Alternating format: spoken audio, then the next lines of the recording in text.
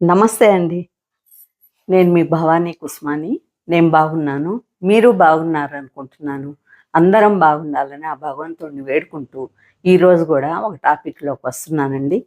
నిన్న నేను పెట్టిన వీడియోకి ఎవరైనా హర్ట్ అయ్యి ఉంటే క్షమించండి. కానీ కొంచెం నాకు అంటే వాస్తవంకి ఎందుకంత విలువ లేదు అనే విషయం మీద చేశాను గాబట్టి, తర్వాత నేనే అనుకున్నాను ఎందుకు మనం అడగడం.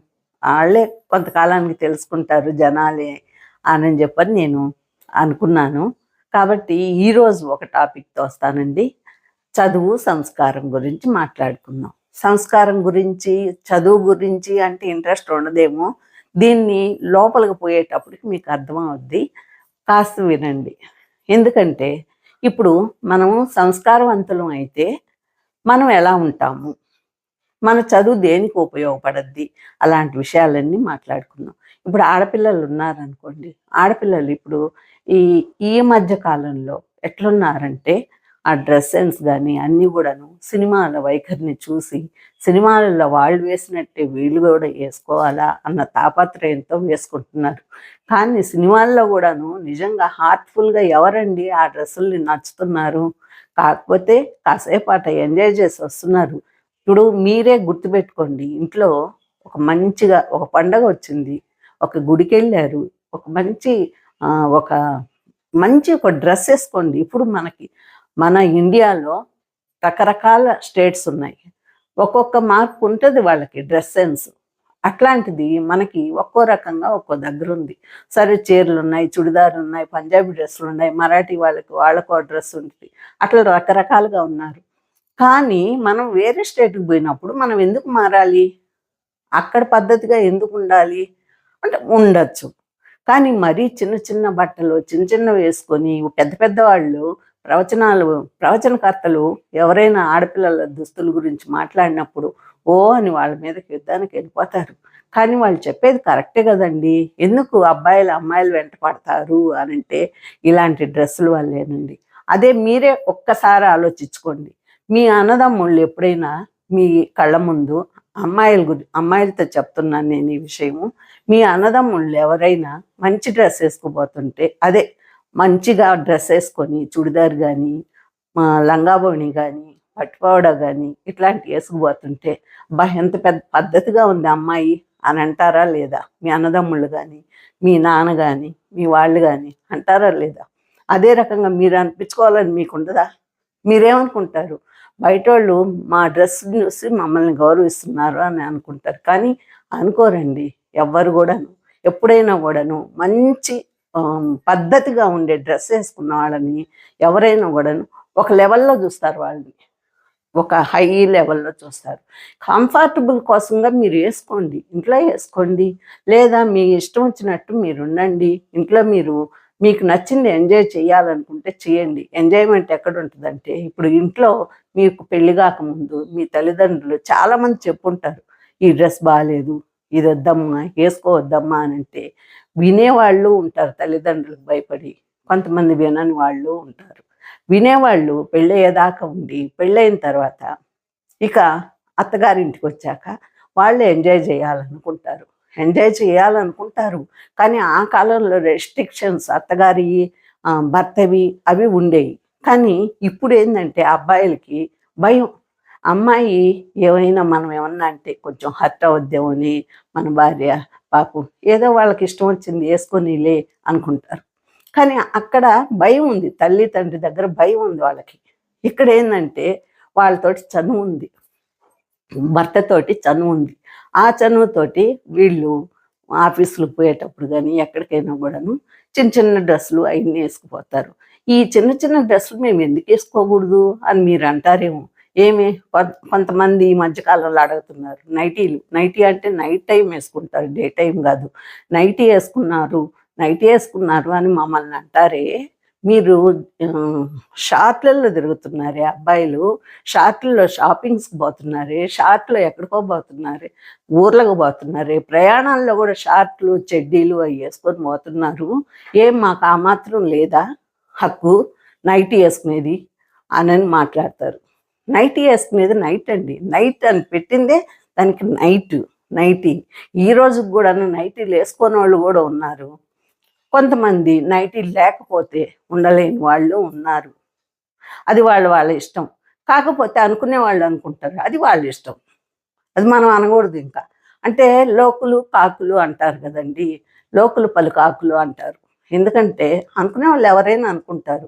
మనం ఉండే పద్ధతిని బట్టి. ఇప్పుడు ఈ మాట ఎవరికైనా చెప్తే నన్ను ఇట్లా అన్నారు, నేను ఈ డ్రెస్ వేసుకున్నందుకు ఇట్లా అన్నారు అని అంటే మనం బాధపడితే ఎట్లా?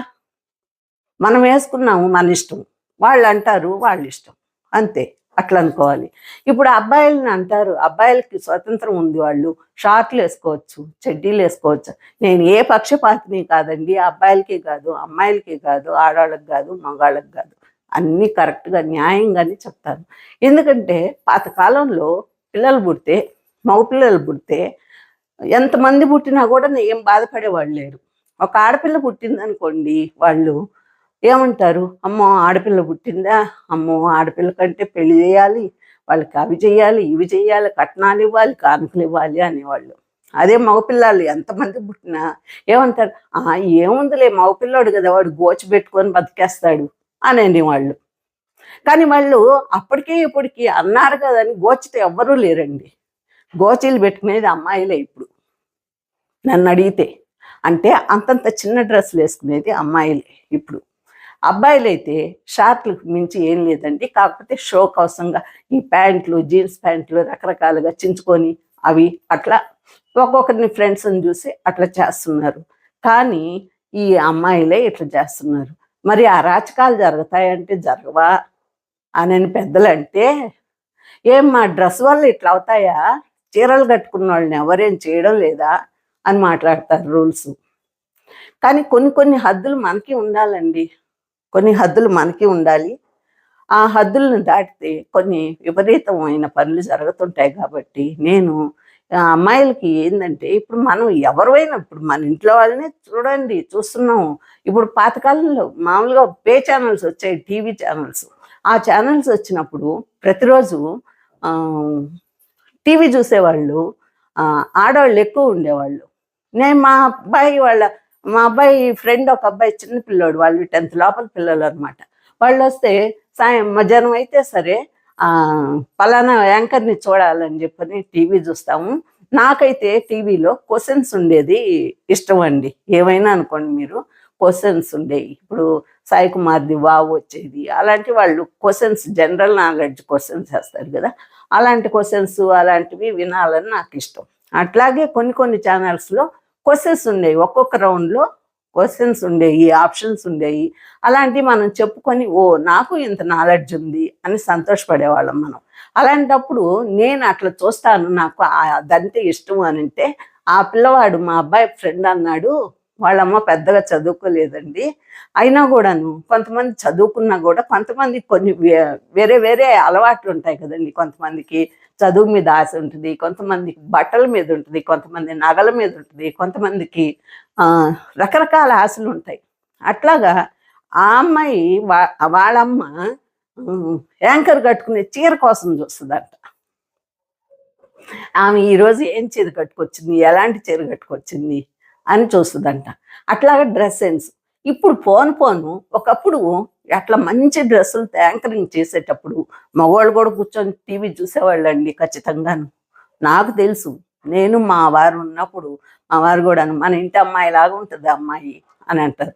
మా పక్కన ఇళ్లలో వాళ్ళు కూడాను పలానా అమ్మాయి యాంకరింగ్ అంటే మన ఇంట్లో బిడ్డలాగా ఉంటుంది అమ్మాయి అంటారు. ఎందుకు వేరే డ్రెస్సులు వేసుకొని చేసేవాళ్ళని అనరే ఎందుకు? కానీ మన మనసులో మటుకు ఖచ్చితంగా పద్ధతిగా ఉండేవాళ్ళు అంటేనే మనం ఇష్టపడతాం.